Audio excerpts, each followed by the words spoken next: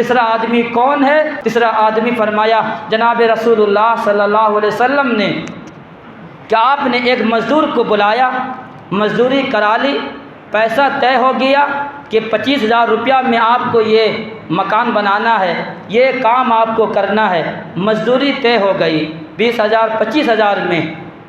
چنانچہ اس نے مزدور نے کام کر لیا۔ کام کرنے کے بعد جب پیسہ دینے کی باری آئی تو اس نے اسے بجائے 20,000 دینے کا جو طے ہوا، اس نے کہا یہاں خرابی ہے، یہاں کام کے اندر کمی ہے، یہاں کام کے اندر کمی ہے۔ اس بنا پر اس نے مزدوری کاٹ لیتا ہے، جو طے ہوا تھا اس طے پر نہیں دیتا ہے، مزدوری کاٹ کر کے وہ 20,000 میں بات ہوئی 15,000 وہ دیتا ہے۔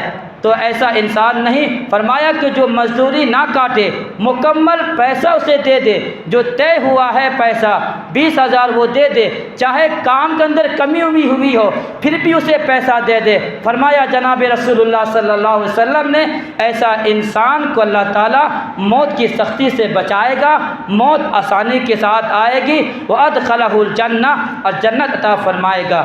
تو آپ آئیے اس حدیث پر عمل کیجئے، جو مزدور کو آپ طے کرے تو اگر کام کے اندر کوئی کمی بیشی ہو تو مزدوری نہ کاٹا کرے، پورے کی پوری مزدوری اسے دیا کرے، تب جا کر کے آپ کو یہ فضیلت ملے گی۔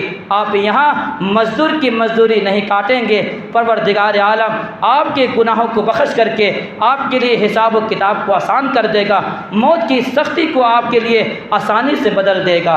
تو یہ 3 انسان ایسا ہے کہ جس کی موت آسانی کے ساتھ آئے گی۔